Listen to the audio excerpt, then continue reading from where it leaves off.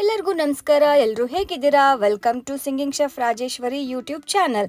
ಇವತ್ತು ತಮಿಳ್ನಾಡು ಸ್ಟೈಲಲ್ಲಿ ಒಂದು ರಸಂ ಮಾಡೋದು ಹೇಗೆ ಅಂತ ನೋಡೋಣ. ಮೊದಲಿಗೆ 1 ಕಪ್ನಷ್ಟು ತೊಗರಿಬೇಳೆ ತೊಗೊಂಡಿದ್ದೀನಿ, ಹಾಗೆ 2 ಟೊಮ್ಯಾಟೊ ತೊಗೊಂಡಿದ್ದೀನಿ. ಇದನ್ನು ಇವಾಗ ವಾಶ್ ಮಾಡ್ಕೊಳ್ಳೋಣ.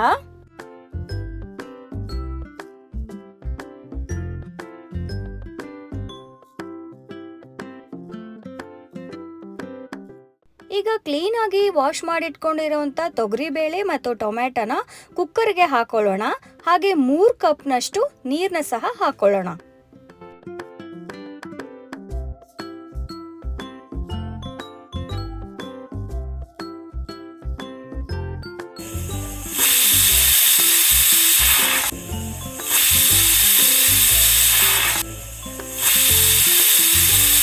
ಈಗ ಕುಕ್ಕರ್ ಪ್ರೆಷರ್ ಇಳಿಯೋವರೆಗೂ ನಾವು ಒಂದು ಚಿಕ್ಕ ನಿಂಬೆಹಣ್ಣು ಗಾತ್ರದಷ್ಟು ಹುಣಸೆ ಹಣ್ಣನ್ನ ನೆನೆಸಿಟ್ಕೊಳ್ಳೋಣ.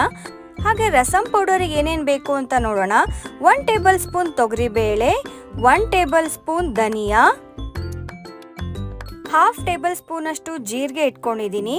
ಹಾಗೆ 1/2 ಟೇಬಲ್ ಸ್ಪೂನಷ್ಟು ಮೆಣಸಿನಕಾಳು, 1/4 ಟೇಬಲ್ ಸ್ಪೂನಷ್ಟು ಮೆಂತ್ಯ ಇಟ್ಕೊಂಡಿದ್ದೀನಿ. ಮೆಂತ್ಯ ಶುಗರ್ ಇರೋರಿಗೆ ತುಂಬ ಒಳ್ಳೆಯದು. ಹಾಗೆ 3 ಬ್ಯಾಡಗಿ ಮೆಣಸಿನಕಾಯಿ, 3 ಗುಂಟೂರು ಮೆಣಸಿನಕಾಯಿ ಮತ್ತು ಕರಿಬೇವು ಇಟ್ಕೊಂಡಿದ್ದೀನಿ. ಈಗ ಇದನ್ನೆಲ್ಲ ಹುರ್ಕೊಂಡು ಪೌಡರ್ ಮಾಡೋದು ಹೇಗೆ ಅಂತ ನೋಡೋಣ. ಈಗ ಎಲ್ಲನೂ ಒಂದೇ ಸತಿ ಹಾಕಿ ಹುರ್ಕೋಬಾರ್ದು, ಯಾಕಂದರೆ ಒಂದೊಂದು ಸೀದ್ ಹೋಗುತ್ತೆ, ಒಂದೊಂದು ಇನ್ನೂ ಸರಿಯಾಗಿ ಹುರಿದಿರಲ್ಲ. ಅದಕ್ಕೆ ಎಲ್ಲನೂ ಬೇರೆ ಬೇರೆಯಾಗಿಯೇ ಹುರ್ಕೋಬೇಕು. ಇದೆಲ್ಲ ಹುರಿದು ಮುಗಿಸೋ ಅಷ್ಟೊತ್ತಿಗೆ ನನಗೆ ಬೋರ್ ಆಗುತ್ತೆ. ಯಾಕೋ ಒಂದು ಹಾಡು ಹಾಡಬಾರ್ದು ಅಂತ ಹಾಡ್ತಾ ಇದ್ದೀನಿ. ನಿಮಗೂ ಇಷ್ಟ ಆದರೆ ಕೇಳಿ. ಶರಣು ಸಿದ್ಧಿ ವಿನಾಯಕ, ಶರಣು ವಿದ್ಯ ಪ್ರದಾಯಕ, ಶರಣು ಸಿದ್ಧಿ ವಿನಾಯಕ, ಶರಣು ವಿದ್ಯ ಪ್ರದಾಯಕ, ಶರಣು ಪಾರ್ವತಿ ತನಯ ಮೂರುತಿ, ಶರಣು ಪಾರ್ವತಿ ತನಯ ಮೂರುತಿ, ಶರಣು ಮೂಷಿಕ ವಾಹನ, ಶರಣು ಸಿದ್ಧಿ ವಿನಾಯಕ. ನಿಟಿಲ ನೇತ್ರನೆ ದೇವಿ ಸುತನೆ, ನಿಟಿಲ ನೇತ್ರನೆ ದೇವಿ ಸುತನೆ, ನಾಗಭೂಷಣ ಪ್ರಿಯನೇ, ನಿಟಿಲ ನೇತ್ರನೆ ದೇವಿ ಸುತನೆ, ನಾಗಭೂಷಣ ಪ್ರಿಯನೇ, ತಟಿತಟಾಂಕಿತ ಕೋಮಲಾಂಗನೆ, ಕರ್ಣಕುಂಡಲಧಾರನೆ, ಶರಣು ಸಿದ್ಧಿ ವಿನಾಯಕ. ಹುರಿದ ಎಲ್ಲ ಪದಾರ್ಥ ಸ್ವಲ್ಪ ಹೊತ್ತು ಗಾಳಿಗೆ ಆರಿದ ಮೇಲೆ ಅದನ್ನು ಮಿಕ್ಸಿ ಜಾರ್ಗೆ ಹಾಕೊಂಡು ಪುಡಿ ಮಾಡ್ಕೊಳ್ಳೋಣ.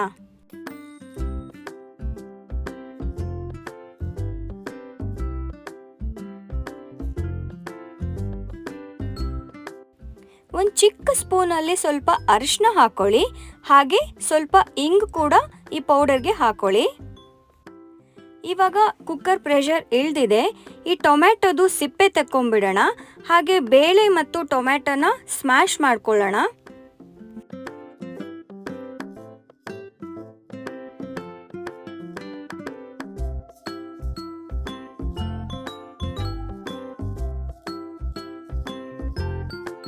ಇಲ್ಲಿ ನಾನು ಕಡ್ಗೋಲಿಂದ ಇದನ್ನ ಚೆನ್ನಾಗಿ ಕಡ್ಕೊಳ್ತಾ ಇದ್ದೀನಿ. ಏನಕ್ಕೆ ಅಂದರೆ ನಾವು ಈ ಸಾರನ್ನ ಕುಡಿಯೋದಕ್ಕೂ ಬಳಸೋದ್ರಿಂದ ಬೇಳೆ ಸಪ್ರೇಟು ಟೊಮೆಟೊ ಸಪ್ರೇಟ್ ಇದ್ರೆ ಚೆನ್ನಾಗಿರಲ್ಲ. ಹಾಗಾಗಿ ನಾನು ಇದನ್ನ ಚೆನ್ನಾಗಿ ಕಡ್ಕೊಳ್ತಾ ಇದ್ದೀನಿ. ಈ ಥಿಕ್ನೆಸ್ ನೋಡಿದ್ರೆ ನನಗೆ ಇನ್ನೂ ದಪ್ಪ ಇದೆ ಅಂತ ಅನಿಸ್ತು. ಹಾಗಾಗಿ ನಾನು ಸ್ವಲ್ಪ ನೀರು ಸಹ ಆ್ಯಡ್ ಮಾಡ್ತಾ ಇದ್ದೀನಿ. ನಾನು ಆಗಲೇ ಹೇಳ್ದ ಹಾಗೆ ನಾನು ಸಾರನ್ನ ಕುಡಿಯೋ ಉದ್ದೇಶದಿಂದ ಮಾಡ್ತಿರೋದ್ರಿಂದ ನಾನು ನೀರು ಜಾಸ್ತಿ ಹಾಕೋತಾ ಇದ್ದೀನಿ. ನೀವು ಬೇಡ ಅಂತ ಅಂದರೆ ನೀರನ್ನ ಕಡಿಮೆ ಹಾಕ್ಕೊಳ್ಳಿ.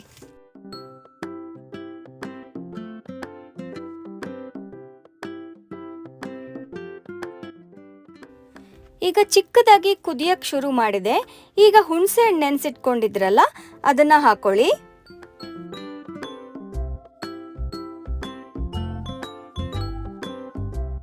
ಒಂದು ದೊಡ್ಡ ಟೇಬಲ್ ಸ್ಪೂನ್ ಅಷ್ಟು ಬೆಲ್ಲ ಹಾಕೊಳ್ಳಿ. ಈಗ ನಾವು ಆಗಲೇ ರೆಡಿ ಮಾಡಿ ಇಟ್ಕೊಂಡಿದ್ವಲ್ಲ ರಸಂ ಪೌಡರ್, ಅದನ್ನು 2 ಟೇಬಲ್ ಸ್ಪೂನ್ ಅಷ್ಟು ಹಾಕೊಳ್ಳಿ. ನನಗೆ 2 ಟೇಬಲ್ ಸ್ಪೂನ್ ಸಾಕು ಅನ್ನಿಸ್ತು. ನಿಮ್ಗೇನಾದರೂ ಸ್ವಲ್ಪ ಮಸಾಲೆ ಜಾಸ್ತಿ ಇಷ್ಟ ಇದ್ದರೆ ಇನ್ನೊಂದು ಅರ್ಧ ಟೇಬಲ್ ಸ್ಪೂನ್ನ ಸಹ ಹಾಕೋಬೋದು.